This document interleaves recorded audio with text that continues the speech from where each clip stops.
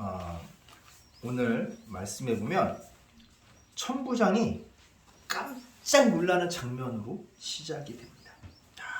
이제 바울이 딱 천부장한테 말을 거는데, 야, 내가 좀 말 좀 할 수 있을까? 하고 딱 얘기를 하는데 그걸 뭘로 해요? 헬라어로 하는 거예요. 헬라어로 하니까 놀란 거예요. 왜 놀라냐면 이 헬라어는 로마 제국의 공용어 중에 하나예요. 그래서 이 헬라어로 말을 걸러온다는 그 자체가 뭐냐면 문학과 철학의 중심인 예전에 그리스였거든요. 그 그리스어, 그러니까 그 헬라어로 말한다는 것은 교양을 갖춘 문화인이라고 당시 사람들은 생각을 했던 거야. 이 사람 지식인이네? 그냥 뜨내기인 줄 알았더니 지식인인 거예요. 좀 아는데? 근데 뭐 때문에 이 헬라어로 하면 뭐 이렇게 지식인이라고 인정받았냐면, 이제 헬라어는 좀 특징이 있어요. 왜? 철학적인 언어예요. 철학적인 언어. 뭐냐면 추상적인 사고. 막 이게 사람들이 뭐 사랑하면은 사람이 뭐지? 막 이러잖아요. 그걸 좀 잘 표현할 수 있게끔 여러 갈래로 사랑도 나눠놓고 이제 철학적 개념들을 정교하게 표현할 수 있는 그런 말이 바로 헬라어예요. 그래서 이제 한 가지 뭐 살펴보자면 로고스 우리 많이 모르잖아요. 로고스가 이 말씀이라는 뜻이네. 말씀이라는 뜻인데, 이게 말을 한다는 건 뭐야? 말을 한다는 거는 이성을 가지고 있다는 거야. 이성을 가지고 있다는 것은 감성은 뭐냐면 느끼는 거, 그냥 왠지 이런 느낌이 하는 그런 거랑 반대로 뭐냐면 원리를 따져보는 거예요. 이성을 가지고 있다는 거예요. 어떤 원리로 이렇게 되는구나 하는 그 원리를 따져볼 수 있다는 거예요. 그러면 이 원리를 따져볼 수 있다는 것은, 즉 원리를 안다는 것은 질서라는 개념을 알고 있다는 거야. 이 질서라는 개념을 이해하고 있다는 건데, 이 질서라는 개념을 이해하고 있는 것이어서 이 모든 것들이 딱 합해서 로고스라는 말 하나로 다 들어가 있는 거예요. 그럼 로고스는 뭐냐면 말씀도 되고 이성도 되고 원리도 되고 질서도 되는 거야. 그 개념이 이 로고스라는 말 하나에 다 들어가 있는 거야. 굉장히 철학적이죠? 이렇게 철학적인 언어인 거야. 말을 하는데도. 그리고 이 그리스는 뭐냐면 토론이나 연설을 되게 중시하는 그 사회 문화를 가지고 있어요. 그래서 이 헬라어는 문장 구조나 이 말의 순서가 자유롭고 유연해요. 그래서 논증이나 어떠한 사실을 밝히거나 문학적 표현하기에 되게 적합한 언어예요. 또한 뭐가 있냐면 이 감정이나 심리, 이성을 미세하게 아까 전에 표현한다고 그랬죠. 그 표현할 수 있는 단어가 많아요. 그래서 일례로 이제 우리 사랑이라고 하죠. 사랑하면 감이 딱 와요? 사랑이면 사랑이지. 근데 사랑을 네 가지로 나눠놨어, 이 사람들은. 첫 번째 뭐라고 하냐면 에로스는 뭐냐면 육체적인 사랑, 욕망을 뜻해요. 그래서 소유지향적이야. 다 내가 갖고자 하는 그런 사랑을 에로스라고 해요. 그리고 그 다음에 필리아라고 있어요. 필리아는 뭐냐면 우정이에요. 우정. 친구 간의 그런 사랑, 우정을 얘기해요. 그래서 수평관계예요. 친구 간에 누가 높고 낮은이 없잖아. 우리 아리가 하는 그런 수평적인 그런 사랑관계예요. 그리고 우리가 잘 아는 아가페, 성경에서 많이 나오죠. 아가페는 희생적 사랑이야. 일방적 사랑, 위에서 아래로 주는 사랑, 조건 없는 사랑이에요. 뭘 바라고, 하나님이 우리한테 뭐 바라고 주시는 게 아니잖아요. 그렇게 일방적인 사랑, 조건 없는 사랑을 뜻해요. 그리고 스토르게라고 있어요. 스토르게는 뭐냐면 가족이에요. 가족 간의 사랑이에요. 그래서 본능적으로 유대감, 우리는 가족이니까 부모 자식 간의 그런 사랑을 뜻해요. 이게 스토르게인데, 뭐 정리하자면 에로스는 육체적으로 끌리는 사랑, 필리아는 친구처럼 함께하는 사랑, 그 다음에 스토르게는 가족처럼 돌보는 사랑, 그 다음에 아가페는 하나님께서 우리에게 예수 그리스도를 내어주신 것처럼 희생적인 사랑. 사람도 확 나누니까 쓰임새가 확 틀려지겠죠. 그래서 한 일을 보면 요한복음 우리가 21장 15절에서 17절에 이런 말씀이 나와요. 예수님이 이제 베드로한테 묻는 거야. 사람 제자들 보는데 내가 나를 사랑하느냐? 베드로한테 내가 나를 사랑하느냐 할 때 그 내가 나를 사랑하느냐가 이 중에 어느 사랑인 것 같아? 어느 사랑을 얘기하는 것 같아요? 에로스, 필리아, 스토르게, 아가페. 아가페를 얘기하는 거야. 아가페. 내가 나를 아가페하느냐, 무조건적으로 사랑을 하느냐, 희생적인 사랑을 하느냐, 베드로한테 물은 거예요. 근데 베드로는 대답해. 내가 주님을 사랑합니다 라고 하겠는데, 거기서 그 사랑합니다가 아가페가 아니에요. 베드로는 제가 아가페, 무조건적으로 예수님을 사랑하지는 못하는 것 같아요. 그러면서 뭐라고 얘기하냐면, 내가 주님을 필레오합니다. 필리아. 즉, 친구처럼 함께하는 사랑을 합니다라고 얘기하는 거야. 그 예수님이 말한 사랑과 베드로가 대답한 사랑하고 틀리죠. 이렇게 말이 이렇게 알고 나니까 못된 예수님이 말한 사랑하고 누구야? 베드로가 말한 사랑하고 차이가 있지. 이게 우리가 아무리 하나님을 사랑한다고 해도 아가페로 사랑할 수 없어요. 무조건적으로 사랑할 수가 없다고. 우리 사랑의 한계는 그냥 수평적일 수밖에 없어. 친구처럼, 그러니까 한계가 있는 사랑이야. 우리가 하나님을 사랑한다고 해도 하나님처럼 아가페하게 사랑하지 못해. 무조건적으로 사랑하지 못해. 우리는 어떻게 보면 조건 있는 사랑이야. 하나님의 그 아가페 사랑보다 한 단계 낮은 그런 사랑이야. 필리아의 사랑이라는 거. 그걸 이 성경에서 왜 신약이 뭘로 쓰여져 있어? 헬라어로 쓰여져 있는 이유가 여기 있는 거야. 정확하게 알려준 거야, 우리한테. 그래서 이런 헬라어를 할 줄 아니까 천부장이 깜짝 놀란 거지. 야, 얘는 지식인이구나, 문화인이구나. 그러면서 딱 자기가 짐작가는 사람 한 명을 얘기해요. 내가 이전에 소요를 일으킨 자객 4,000명을 거느리고 광야로 도망갔던 그 애굽인이냐? 라고 묻는 거예요. 이게 뭐냐면, 그러니까 예수님이 태어나신 후 한 54년경에 이집트 출신의 아마 유대인이 자신이 이제 좀 메시아급 선지자라는 것을 사람들한테 막 이제 광고를 한 거야. 내세워가지고 추종자를 모아서 반란을 일으키려고 했어요. 그래서 손을 막 일으키다가 로마 총독 베릭스가 진압을 해요. 야, 너 자꾸 말썽 부리는데 하고서 진압을 하니까 4,000명을 데리고서 어디로 도망가냐면 광야로 도망을 가요.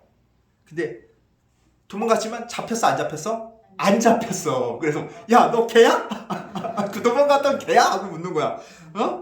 그러니까 바울이 아니에요. 자기 이제 누구냐고 밝혀야 되잖아. 그래서 바울이 딱 얘기하는 거예요. 그래서 39절에 이렇게 돼요. 바울이 이르되 나는 유대인이라.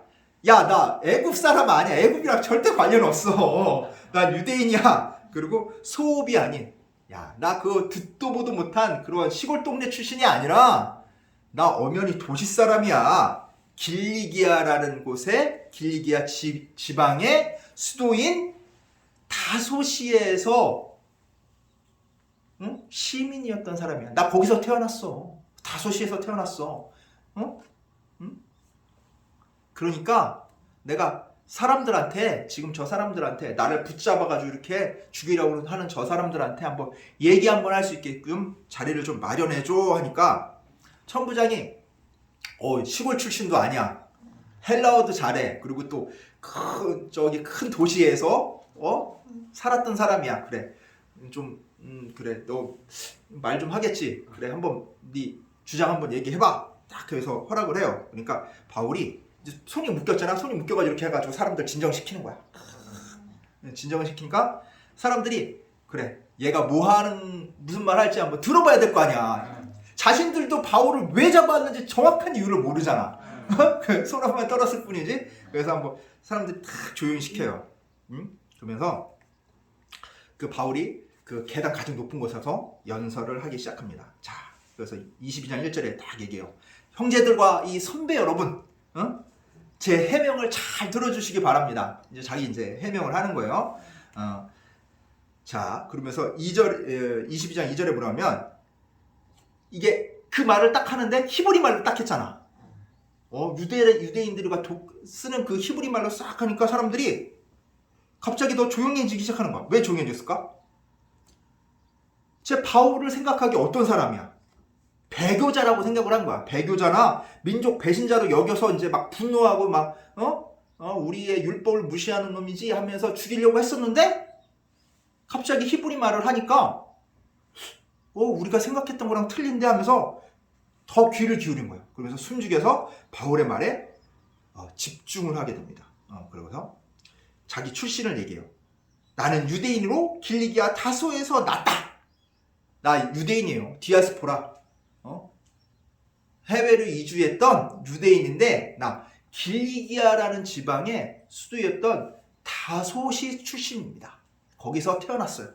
그리고 얘기하면 그 뒤에 보면 이성에서 자라. 이성에서 자랐다는 거면 근데 저는 어렸을 때부터 어디로 왔어? 예루살렘으로 유학 갔어요.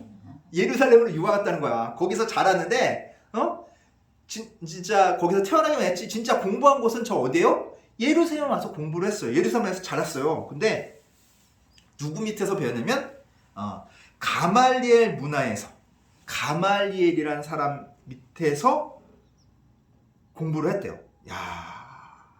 이 보면 뭐냐면 5장 34절 사도행전 5장 34절에 보면 가말리엘은 공회원이에요. 공회원이자 그러니까 우리나라 따지면 국회의원급이죠. 국회의원이자 바리새인이자 율법 교사로 사람들한테 존경을 받는 사람들이었어요.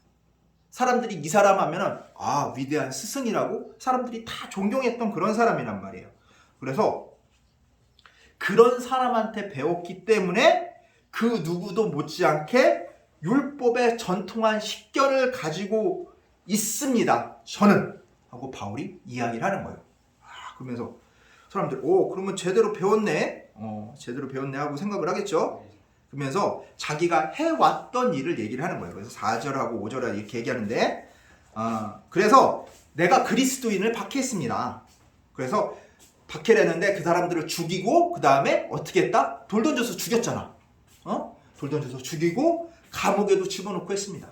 그리고 그거와 더불어 5절에 못하면 대제사장과 장로들이 제가 이 일을 한 거는 증언해 줄 겁니다. 그들이 다 알고 있어요. 제가 얼마나 열심히 그리스도인들을 박해했는지 여러 대제사장과 그 장로들, 공회원이었던 장로들은 잘 알고 있습니다. 그래서 심지어 이 그리스도를 처벌할 수 있는 공문을 얻어가지고 다메섹으로 도망가 있는 그리스도인들을 붙잡아서 예루살렘에서 이제 처벌받게 하려고 다메섹으로 가는 도중이었어요. 근데 거기서 누구를 만나? 호련히 큰 빛에 휩싸였는데 그 사건을 통해서 누구를 만났어요? 예수님을 만났어요. 예수님을 만났어. 예수님을 탁 만나고 나니까 어떻게 돼요? 사람이 변하는 거죠. 그래서 예수님께서 이 8절에 보면은 중요한 말이 나와요. 내가 대답하되 누구시니까? 묻는 거야. 예수님인지 묻는 거야. 그러니까 하니 이르시되 나는 내가 박해하는 나사렛 예수라. 뭐라고요? 네가 박해하던 나사렛 예수라는 거야. 왜? 이게 뭐예요? 자, 이건 단순한 말이 아니에요. 자, 그리스도인을 박해했죠, 바울이. 근데 예수님이 뭐라 했어? 네가 나를 박해한다고 얘기했어요. 예수님이. 아니, 우리 그리스도인을 박해했지 예수님을 직접적으로 박해한 게 아니잖아. 근데 예수님은 너가 나를 박해한다고 했어. 그건 뭐예요? 그리스도인을 박해하는 것은 곧 예수 그리스도를 박해한다는 거예요. 이거는 말씀의 성취예요. 마태복음 28장 20절 누가 한번 읽어주실래요? 마태복음 28장 20절.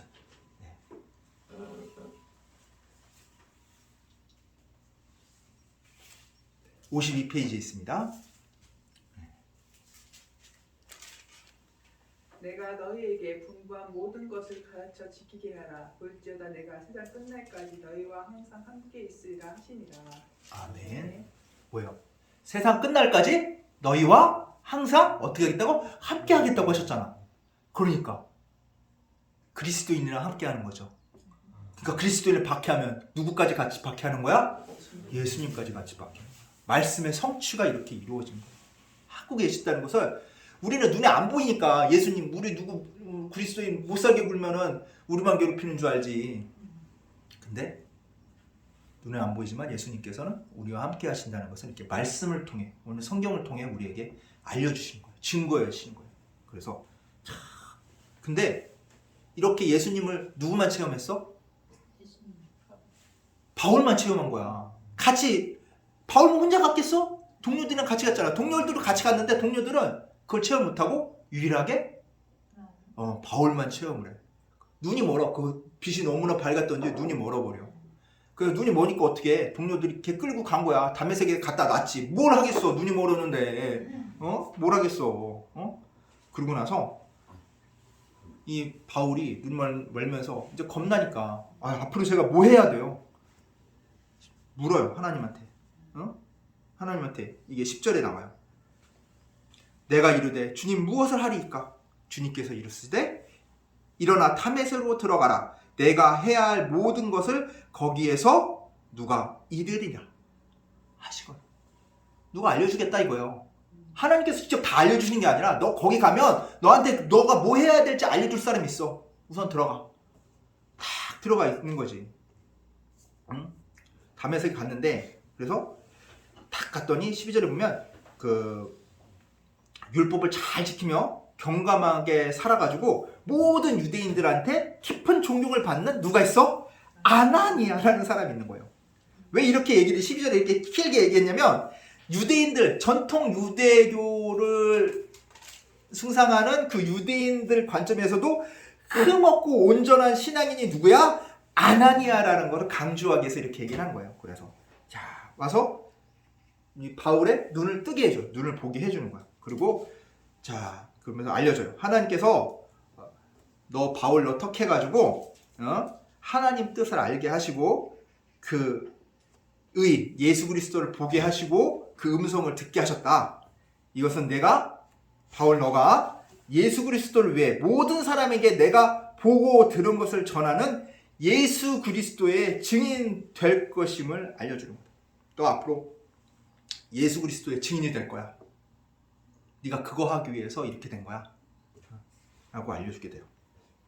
그러면서 16절에 이렇게 얘기합니다. 자, 주저하지 마. 그러니까 너 주저하지 마. 응? 이제는 왜 주저하냐? 일어나 주의 이름을 불러 세례를 받고 너의 죄를 씻으라 하시. 그게 뭐냐면 이제 망설이지 말고 세례를 통해 예수 그리스도의 뜻대로 살겠다고 공표하고 죄악을 씻어버리라는 거야. 죄악을. 그리고 이걸 왜 강조를 하냐면 왜 속히 이렇게 하라고 얘기하면 속히 은혜에 동참하는 거야. 너가 은혜를 받는 삶을 빨리 하루라도 빨리 살아가라고 이렇게 권하는 말이기 때문에 이렇게 속히 왜 주저하느냐 이렇게 얘기를 하는 거야. 주저하지 말라는 거야. 그 후 예루살렘으로 돌아와요. 바울은 예루살렘으로 딱 돌아오는데 돌아와서 뭐 하냐면 성전에서 기도하는 거야. 기도하는 중에 황홀경이 무아지경이 딱 빠져요. 여기가 어딘지 천국인지 어딘지 뭐 이렇게 무아지경이 빠지게 되는데 그때 하나님 말씀을 딱 듣게 돼요.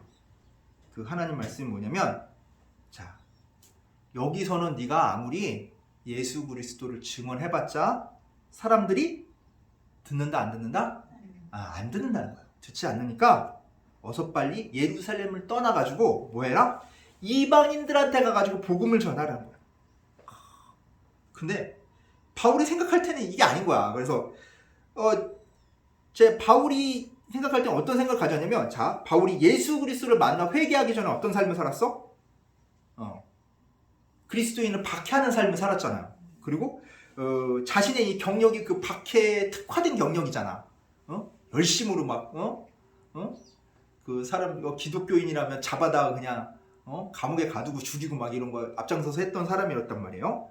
그 경력에 비추어서 딱 판단해 볼 때는 예루살렘에서 유대인들에게 신뢰받는 전도자가 될 수 있을 거라고 본인은 생각했던 거야. 왜? 자기가 그렇게 그리스도인들을 박해하던 사람이 갑자기 변했으니까. 그러니까 사람들이 내가 변한 것처럼 내가 이런 얘기를 해주면 내가 체험한 예수 그리스도를 얘기를 하면은 사람들이 변할 거라고 생각을 했던 거예요. 그래서 딱 자기 의견을 이렇게 얘기하는 거야. 19절에서 20절까지 그 얘기를 하는 거예요. 내가 말하기를 주님 내가 주를 믿는 사람들을 가두고 또 각회당에서 때리고 또 주의 증인 스데반의 피를 흘릴 때 내가 곁에 서서 찬송하고 그 죽이는 사람들의 옷을 지킨 줄 그들도 아나이다. 내 경력을 볼 때는 그 사람들 내가 얼마나 예수 그리스도를 박해하고 그리스도인들을 박해했는지 알기 때문에 내가 얘기하면 그 박해하던 사람들이 얘기하면 그 사람들이 어떻게 하다? 예수 그리스도를 인정하고 그리스도인이 될 거라고 자기는 얘기를 한 거예요. 이 주장을 한 거야. 했는데 예수님이 또 하나님께서 뭐라고 하시냐면 야 나더러 또 이르시되 21절입니다. 떠나가라 내가 너를 멀리 이방인에게로 보내리라 하셨느니라. 아니야. 그건 네 생각이고 아니야. 네가 볼 때 참 논리적으로 네가 잘 생각하고 그게 통할 것 같지만 아니야. 너는 어디로 가야 돼? 이방인 선교하는 데로 가야 돼. 이방인 선교하는 데로 단호하게 얘기하시는 거예요. 응? 자, 너는 이방인에게 복음을 전할 전도자로서의 사명을 주었음을 강조하고 있는 거야. 야, 넌 이방인 선교사로 세웠어. 자, 이건 뭐냐면 이 얘기를 자기 주장도 했잖아. 제가 볼 때 아닌 것 같은데요? 아닌데 하나님께서 뭐야? 야, 그래 너는 아니야. 넌 이방인 선교해야 돼. 하니까 이건 뭐야? 바울 자신에게 이방 선교가 바울에게는 자신의 소명임을 깨닫게 하는 그런 계기가 된 거예요. 아, 내가 볼 때 이게 옳은 것 같고 내가 볼 땐 이렇게 하는 방식이 정말 복음을 잘 전할 수 있고 하나님 뜻에 맞게끔 사는 사역인 것 같지만 그게 아니라는 거야. 하나님께서 아니야. 너가 갈 길은 그게 아니라 이 길이야. 그 길 가야 해. 그럼 어떻게 하겠어? 이제 선택권 주어진 거잖아. 바울은 어디로 가? 아이 그래도 나 고집피우가 예루살렘에 있어요? 아니죠. 이방인 선교를 떠났잖아요.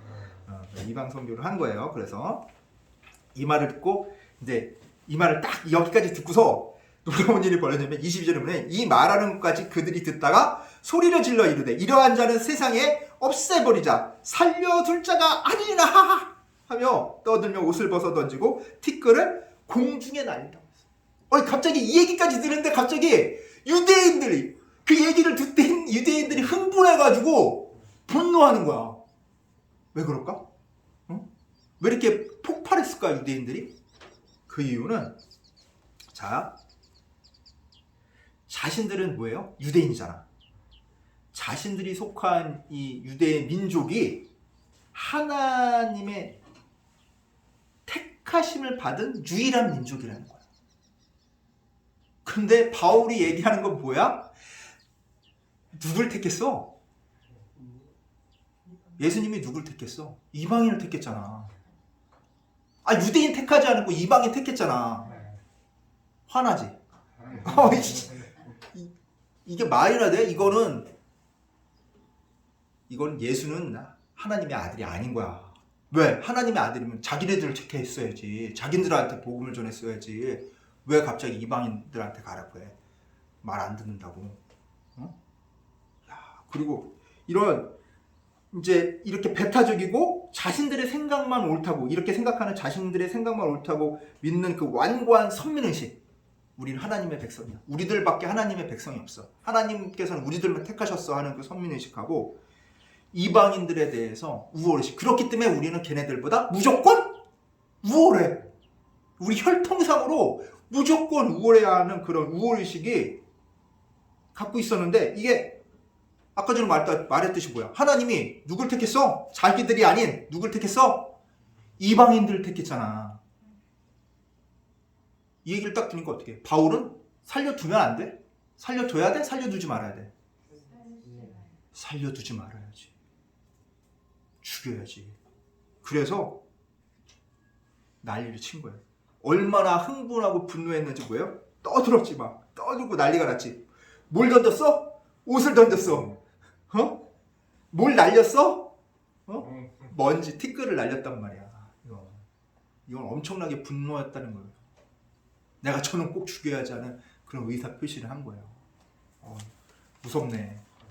무섭죠. 그래요.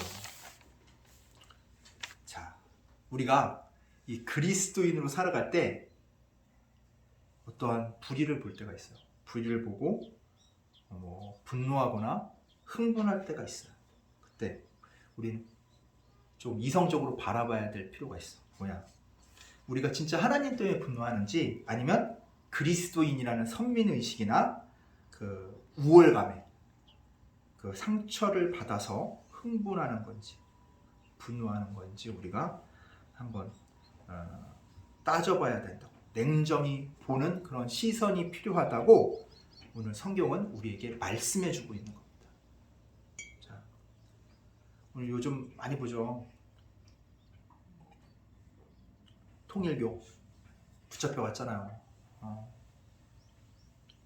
그 통일교만 중점적으로 나오는데 그런 것들을 방송에 보면서 그 이제 사람들이 그런 생각을 할 거야. 이 소위 이단들 이 공권력에 의해서 그 박해받는 모습을 보면서 아이고 꽃이다, 아이고 꽃이다, 잘됐다, 아이고 속 시원하네 하고 이런 기분이 드시는 분도 아마 있을지도 모르겠어요. 근데 이런 기분이 만약 들었다면 이 하나님 때문이 아니라 전통이란, 우리는 정통파야. 우리는 전통으로 그리스도를 믿는 그런 마음의 그런 선민의식이나 진짜 그리스도인이라는 우월감에서 나온 그런 가능성이 높아요. 안타깝게도. 이게 왜 그래서 결론적으로 말하면 이 공권력에 의한 종교 박해는 이단이라고 해서 또 그러니까 우리가 이단이라고 여기는 집단이라고 해서도 그 집단이 그런 박해를 받는 걸 우리가 용인하면 안 돼요. 왜냐하면 그 칼날이, 그 공권력의 칼날이 기성교단에게도 두려워질 수 있는 거예요. 충분히. 걔네가 볼 때 똑같은 종교 집단이야. 안 하겠어요? 뉴스에서는 잘 안 나왔지만 많은 기성교단 목사님 있던 자료들을 한단 말이에요. 그러나 방송에서는 어떻게 해요? 이단만 강조하는 거예요. 사람들이 이단에 대해서 어떻게 돼? 적대시하는 그런 마음, 감정을 이용해서. 세상에서 볼 때는요, 이단은 힘약한 잔챙이에요. 잔챙이. 그리고 기성교단은 좀 더 힘센 집단으로밖에 보이지 않아요. 그 자기네가 더 잔챙이를 때려잡은 다음에 좀 더 힘세네? 그래도 사람들 호응하네? 그 다음에 자기들랑 똑같은 논리로 박해를 하게 된단 말이에요. 근데 거기서 아이고 이단 박해하니까 박수, 꽃이네 하면은 그건 결국은 뭐야? 하나님 때문에 꽃인 게 아니라 내가 가진 선민의식 때문에 꽃이라고 할 수 있는 경우가 더 많단 말이에요. 깊게 들여놓고 보자면. 자, 결국엔 하나님께서 우리에게 용납해 주시고 선택권을 주신 것에 대해서 우리는 우리와 다른 선택을 했다고 해서 악마화해서는 안 돼요. 그 선택을 존중해 줘야 돼요. 왜 그 선택을 존중해야 되냐면 그 선택은 누가 주셨어? 하나님께서 주신 자유의지로 인해서 하나님께서 허락하신 그 범위 안에서 선택을 했기 때문에 그래요. 다만 그래서 우리가 믿는 자가 한 이 선택, 우리 믿는 자들이 한 선택, 예수 그리스도의 뜻대로 살 것을 우리가 선택했죠. 그래서 이 예수 그리스도의 뜻대로 살아가는 것이 우리가 한 선택이 정말 우리가 살아가는 데 있어서 정작 진짜 유용하고 진짜 현명하고 진짜 올바른 선택임을 그들한테 증명을 해야 돼. 어떻게 증명을 할까? 내 삶을 통해서 증명하는 거예요. 똑같은 어려움의 직면에도, 똑같은 괴로움의 직면에도, 똑같은 힘겨움의 직면에도 어떻게 돼? 예수 그리스도를 선택한 사람들은 그것을 의연하게 대처하는 모습. 그런 힘겨움에 휘둘리지 않는 모습을 통해 그들에게 뭐 할 수 있어? 증거할 수 있는 거야. 예수 그리스도를 믿는 사람들은 무언가 틀리구나. 그 안 보이는 예수 그리스도가 도대체 뭐길래 이들에게 이런 힘을 줄까? 그걸 보여주는 거야. 무엇을 통해? 내 삶을 통해서. 그래서 나를 통해서 복음의 그 위대함을 전도하면 돼요. 아, 그렇게 위대한 것이구나. 급할 필요가 전혀 없어요. 우리는 빨리빨리 전도하고 뭐 사람들 많아지기 원하는데 그게 아니에요. 여기 많이 채워봤자 그게 중요한 게 아니에요. 진짜 이제 사람을 변화시키는 건 뭐가 변화시켜? 내가 변화시키는 게 아니야. 믿는 내가 변화시키는 게 아니라 누가 변화시켜? 성령님께서 하시는 거예요. 성령님께서. 변화는 성령님께서 하시는 거예요. 우리는 단지 뭐예요? 복음의 전달자예요. 전달하는 임무를 누구에게 맡겼기 때문에? 우리한테 맡겼기 때문에. 바울도 똑같이 그 전달하는 임무를 바울한테 맡긴 거야. 누구한테? 바울은 맡겼어. 바울은 예루살렘에 있는 사람들한테, 유대인한테 전달하는 게 아니야. 네가 전달할 사람들이 그 사람이 아니야. 너는 누구한테 전달해줘? 이방인들한테 가서 전달해줘. 그러는 거야. 우리도 각자 전달해줄 사람이 있다고. 만석이 해주는 같은 복지 안에 다니는 친구들한테 그 말씀을 가족들에게 아직 복음을 받아들이지 못한 가족들한테 그걸 전달할 전달자의 역할이 여러분한테 있는 거예요. 그 기간은 우리가 결정하는 게 아니야. 우린 단지 전달만 할 뿐이야. 결국 변화시키는 것은 누가 변화시켜? 하나님께서. 성령님께서 변화를 시키는 거예요. 근데 이게 그렇다면 뭐 이단이 옳은 거야? 아니에요. 이단이나 예수 그리스도 이외의 복음을 옳다고 인정하는 것이 아니라 뭐냐면 하나님께서 우리에게 주신 그 선택권, 그 자유의지는 그들이 사용해서 선택을 했잖아. 그걸 존중해주라는 거야. 이단 믿었다고 너 나쁜 놈! 이렇게 하면 안 된다는 거야. 그렇지? 너 불교 다닌다고 너 나쁜 놈! 하면 안 된다는 거야. 그래, 너는 선택을 그렇게 했지만 진짜 좋은 선택은 어디에 있다? 예수님을 선택하는 것이 있다는 것을 뭐를 통해 보여줘? 나를 통해, 내 삶을 통해 보여주면 되는 거야. 그래서 그러면 어떻게 돼? 내 삶이 예수님을 믿고 딱 변화된 삶이 딱 보여주면 그 사람들이 어떻게 생각하겠어? 어휴, 내가 볼 때 별거 없는 것 같은데 근데 쟤네는 틀리네. 나도 한번 뭔지 좀 알아볼까 하는 마음이 들겠어, 안 되겠어요? 들겠죠. 그러면서 변화가 시작이 되는 거예요. 오히려 우리가 경계해야 되는 것은 뭐냐면 지금 말씀에 나온 유대인과 같이 잘못된 그런 선민의식이나 우월감이에요. 나는 예수 믿으니까 너희들 다 죽었어! 이렇게 하면 안 된다는 거예요. 우리 기독교 빼고는 다 죽어야 돼. 우리 전통적으로 예수 그리스도를 올바로 믿는 사람들 빼고는 다 죽어야 돼. 다 없어져야 돼. 다 사라져야 돼. 이러면 안 된다. 오히려 어떻게 돼?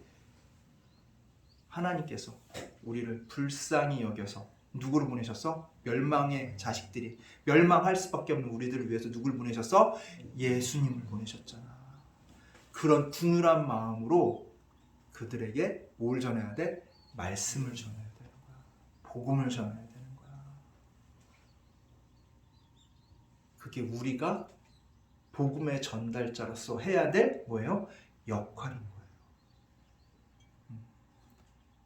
우리가 분노할 수도 있어요. 분노는 누구를 위해서만 이런 건 분노해야 돼? 나를 위한 분노인지, 나의 기득권을 놓치기 싫어서 하는 분노인지, 아니면 진짜 하나님의 말씀이 땅에 떨어지는 것이, 하나님께서 모욕받는 것이 안타까워서 내는 분노인지, 하나님의 말씀이 땅에 떨어지는 것이 안타까워서 하는 분노는 하나님께서 그 분노대로 이루십니다. 그게 하나님의 분노예요. 하나님은 하나님의 말씀이 땅에 떨어지지 않게 하세요. 하나님은 하나님이 하신 말씀대로 하시는 분이에요. 그 말씀을 이루시는 분이 하나님이에요.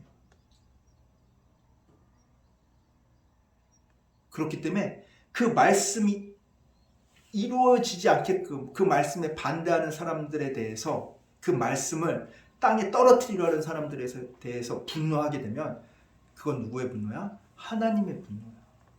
그 하나님의 분노에 우리가 동참하는 거야. 그러면 그 사람들은 어떻게 되는 거야? 멸망할 수밖에 없는 거야. 하나님께서 한없이 막 용서해 주셔요. 근데 하나님께서는 뭐는 용서해 주시지 않는다고? 성령을 거역한 죄. 그 뭐냐? 하나님의 말씀을 땅에 떨어뜨리는 죄는 용서하지 않으신다는 거야. 그건 뭐야? 하나님을 알면서 하나님을 모독하는 행위를 용서치 않으신다는 거야. 우리는 하나님을 아는 사람이야. 그렇기 때문에 우리는 더 조심해야 돼. 그치? 네. 모르고 욕하는 사람은 용서받을 수 있어. 근데 왜 알면서 그렇게 잘못된 길로 가면은, 배교하는 행위를 하면 우리는 어떻게 돼? 용서받지 못하는 거야. 그래서 어떻게 보면 우리에게는 하나님께서 주신 그런 능력과 그 옆에는 뭐가 있어요? 책임이 따르는 거야. 능력만 있는 것이 아니라 우리는 그리스도인에서의 책임도 같이 완수해야 돼.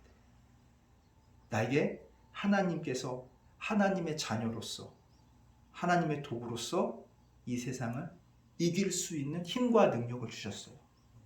그럼 이 세상을 살아가는 내가 지켜야 할 하나님의 자녀로서, 하나님의 백성으로서 해야 할 뭐도 있어?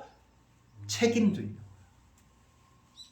그 능력과 책임을 온전히 누리며 행하며 살아가시는 우리 주찬양교회 성도님들 되시기를 간절히 축원합니다. 아멘. 기도하겠습니다. 하나님 아버지 감사합니다. 내가 온전히 주님을 위해서 분노할 수 있는 사람 되게 하여 주시옵소서. 나의 기득권이나 나의 우월한 마음, 그런 가짜는 선민의식으로 그 기득권을 지키고자 분노하는 사람이 아니라 온전히 하나님을 위해서만 분노하는 사람 되게 하여 주시옵고, 하나님의 뜻대로 살아가는 데 있어서 그 살아감을 놓치지 않게 하여 주시옵소서. 그리하여 하나님이 주신 능력을 발휘하고 하나님이 주신 그 책임을 온전히 완수하면서 살아갈 수 있는 저희들 될 수 있도록 주여 이끌어 주시옵소서.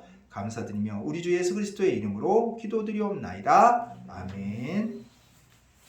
다 같이 찬송가